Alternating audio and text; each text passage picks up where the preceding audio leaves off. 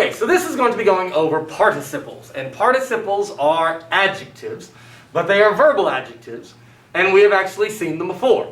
So over here on the right-hand side, I have a whole list of verbs.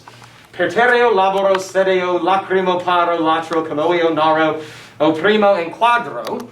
And believe it or not, in the chapters of Ecce Romani, starting with, I think, around chapter 5, we've actually seen these participles in the passages, but you just didn't realize that that's what they were. Now, you have to get it stuck in your head that even though participles come from verbs, they are not verbs. They come from verbs. Instead, they are adjectives, and they do exactly what adjectives do. They modify. So, let's talk about how many different kinds of participles we have. Now, because they are verbal adjectives, and thus they come from verbs, they have some qualities of a verb. They have tense, they have a voice, and they have the qualities of an adjective. They've got a case, number, and a gender. Okay? So, first let's organize it. Some participles are what we call present participles. Some participles are what we call perfect participles. And some participles, excuse me, are what we call future participles. Now likewise, I said that they have voice, active and passive. And so some participles are active, and some participles are passive. Now, thus we would think that there are actually 6 different kinds of participles. Present active, present passive, perfect passive, future passive. But that is not the case. In Latin, there is no such thing as a present active participle, and there is no such thing as a perfect, or I should say present passive or perfect active. That means there are a grand total of 4 participles. Now, let's choose a couple of verbs over here to have our examples. And I'm going to choose, let's go with naro, narare, narawi, naratus as one of the examples. And let's go with, there's nothing else really that I want. I guess we'll go with opprima, opprimere. Now the reason I have chosen these 2 is because here we have a good old first conjugation verb, narrare, and then a third conjugation verb, opprimere. That should be a short E-R-E. So, this is what the present active participle is going to look like. It will end in the nominative for the verb nare, narare with an NS. Now there are plenty of people, including the person that is operating the camera, whose name is exactly like a present active participle. As a matter of fact, her name is a present active participle. It's ardanes. Ardanes comes from the verb ardeo, ardere, arsi, arsus, which means to burn. And ardanes' name means literally the burning one. And in the nominative, all three of the genders, nominative masculine, nominative feminine, nominative neuter, have that same form in the same way that ardanes shares their name with their twin brother and with the neuter twin sibling.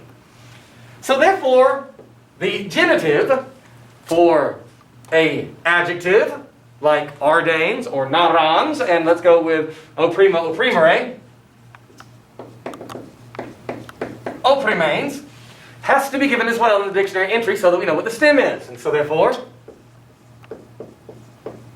narantis and opprimentis.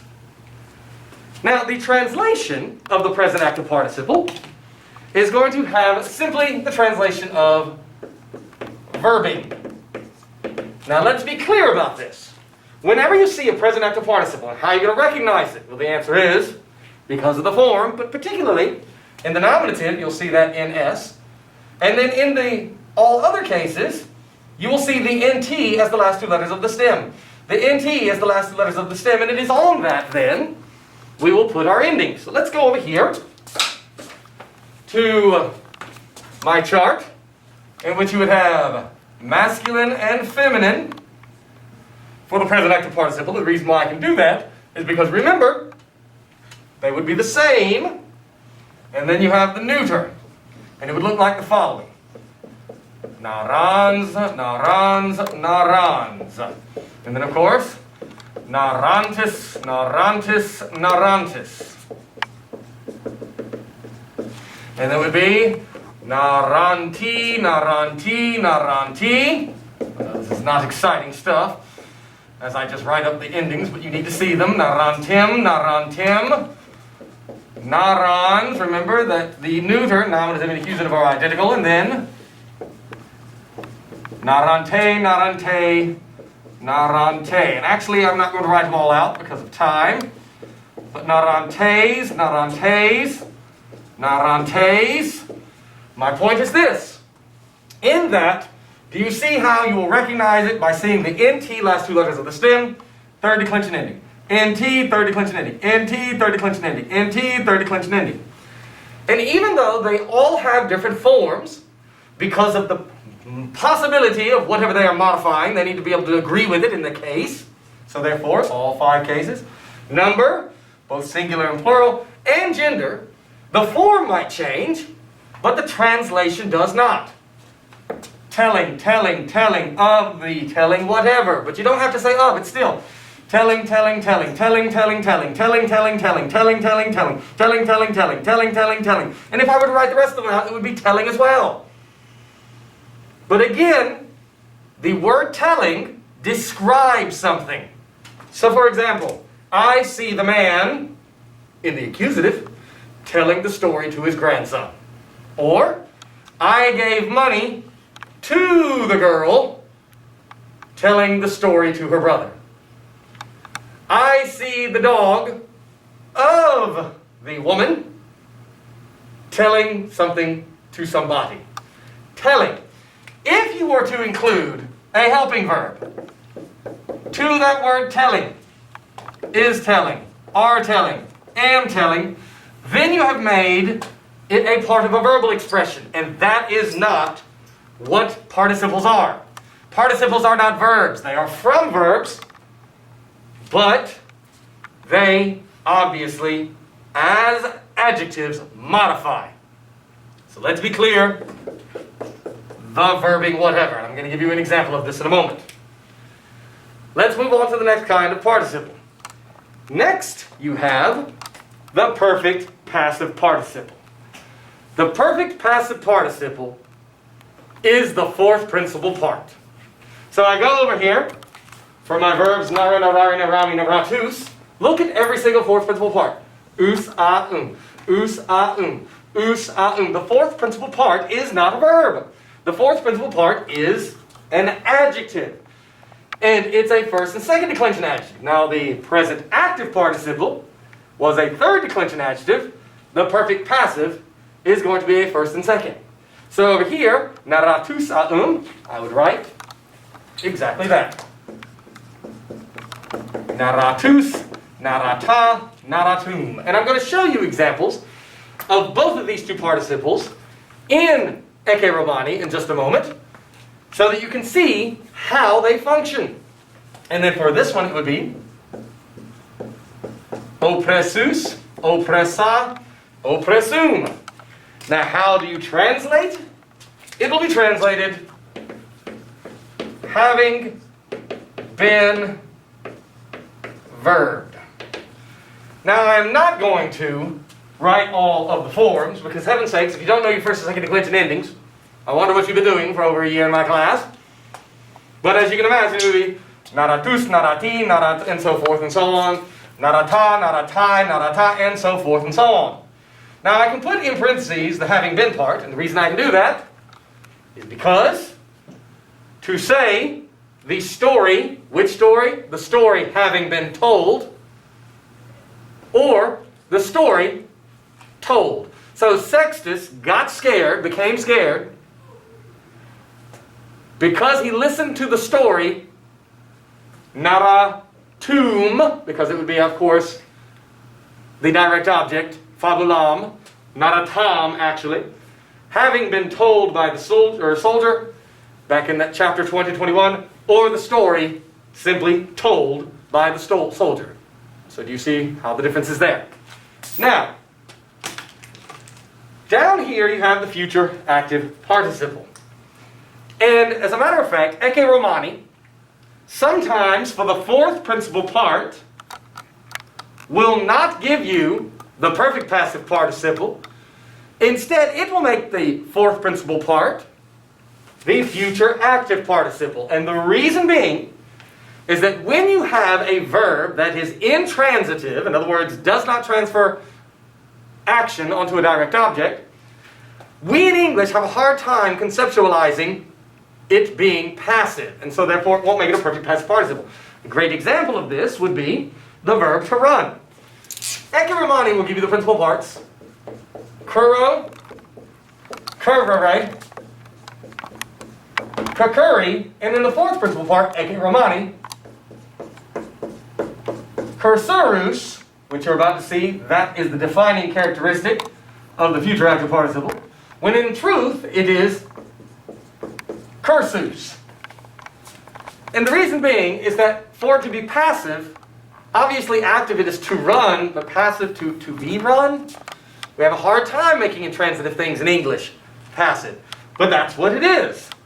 And so, for our verbs, naro and o primo, they will look like follows. All that you have to do, take the perfect passive participle and shove the letters UR in between the stem and the ending. So here it would be naratus turns into naraturus, and oppressus turns into oppressurus, Now how do we translate these?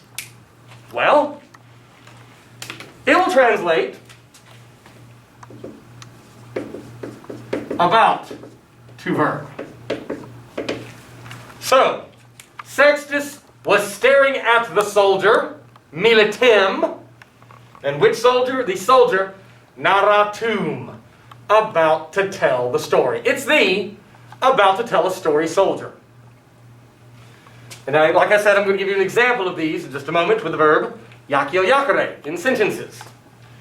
Now, in normal years, I would actually probably delay teaching and presenting the future passive participle, but I'm not this year. We're just going to jump in with both feet. Now, I'd like you to take a look over here at a picture that is hanging above this table. You see where it says, hopefully, can you make it out? Future passive participles. And it's a picture of a panther. And the reason why I have this picture is drawn by one of my oldest daughter's classmates from a year back, is that panthers are like future passive participles. And how are they like future passive participles? Well, they go by another name. This animal here is a panther, which is the same thing as a cougar, which is the same thing as a mountain lion, which is the same thing as a catamount, which is the same thing as a puma. Same exact animal, just goes by different names. And the future passive participle also goes by a different name. And I'll put it in parentheses over here. The future passive participle is sometimes known as the gerundive. Now again, how are you going to know what kind of participle you are dealing with when you see it? The form. You'll see the NS or the NT with a third declension ending. You'll see it looks like the fourth principal part. You'll see the UR shoved into the fourth principal part. And what are you going to see on the gerundive? The letters ND. So for our verbs, it would look like the following. Narandus, and oprimendus, Now the future passive participle, also known as the gerundive, often, especially when it becomes a part of a periphrastic, and you'll learn about that later, expresses obligation, which means that we have an alternate way that sometimes we can translate it. Now, if over here it is about to verb, over here it would be about to be verbed, or it could be the expression must be verbed. But usually only that if it is a part of a periphrastic and you don't know what that means yet. So think about the verb amo, amare, amawi, amatus. If I were to turn amo, amare into a future passive participles and make it feminine singular,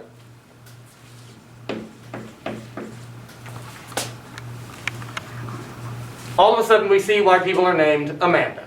Literally, Amanda is the one about to be loved or the one must be loved. The must be loved girl. The about to be loved girl. Same thing when your name is Miranda, from the verb that means to be amazed or to wonder, W-O-N-D-E-R. And then finally, if you were to take the verb ago, agere, egi, actus, to do or to drive, neuter plural, so agendum, all the way down to the neuter plural nominative. Literally, when you receive this, what are your agenda? They are the things, neuter plural, about to be done, about to be driven, or the must be done, or the must be driven things.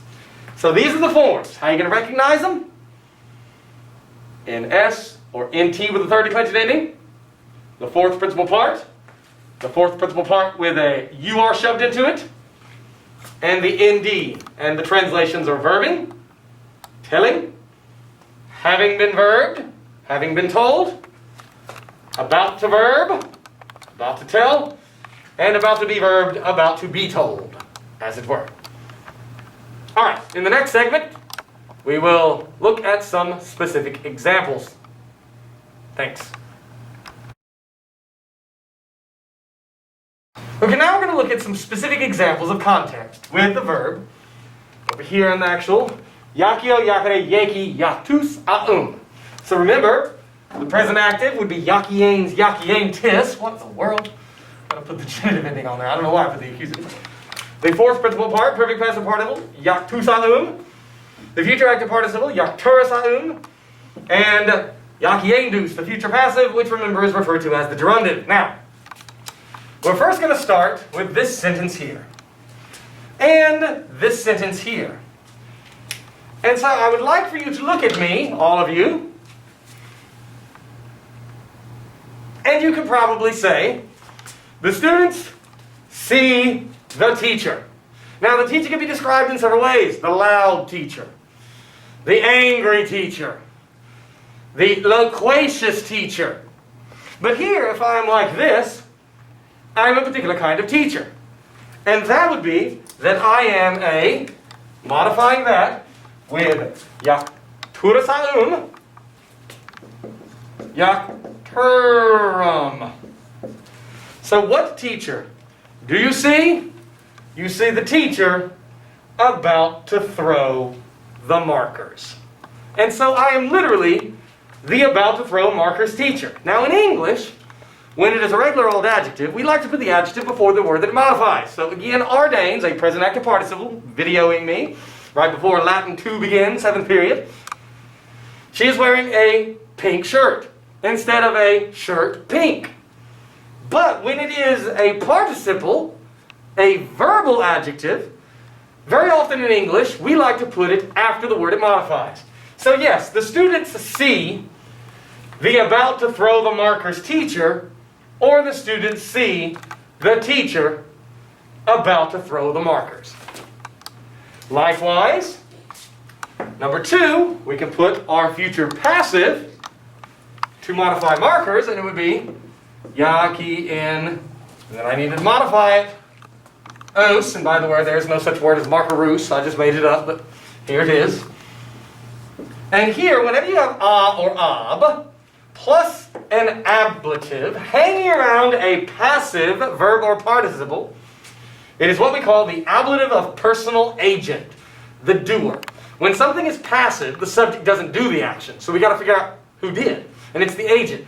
Dinner was burned by Mr. Adams. Dinner is your subject, but it's not doing the action. The action was by Mr. Adams. And so here, the students see the markers. Which ones? The ones about to be thrown by the teacher. Now here we could then, let's say, go up top. The students see, and to make the first sentence true, when I put in the present active participle, How do I know it's present active participle? Because of the form. How do I know what it's modifying? Same case number and gender. So to make sentence number 1 true, the students see the teacher. Which teacher is he? The teacher throwing markers. The throwing markers teacher. And so in that way, it modifies teacher and tells us which one. Then finally, if I were to go retrieve those markers, and I think I will,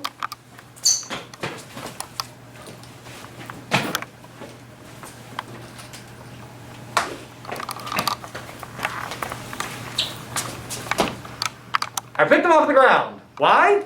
Because they are a particular kind of markers. They are not light markers, although light could describe them. Instead, I'm going to take markers and modify it with the perfect passive participle. It needs to agree in case number and gender. Yak, tos, markeros. So, here you are. The students see the markers. Which ones are in my hand? I just picked them off the ground. The ones having been thrown by the teacher. The having been thrown markers. The having been thrown by the teacher markers is what the students see. And so we can see in every one of these examples the different types of participles. Again, there are 4 of them. Present active participle, the throwing markers teacher, the teacher throwing markers. There's the perfect passive participle, markers, having been thrown or just simply thrown by the teacher. The having been thrown by the teacher markers. The future active participle with its UR. The about to throw markers teacher, or the teacher about to throw markers. And then finally, the students see what? Future passive participle. The about to be thrown by the teacher markers, or the markers about to be thrown by the teachers. In the next installment, we will look at the specific examples in Eke Romani in which we have seen these verbs. Thanks.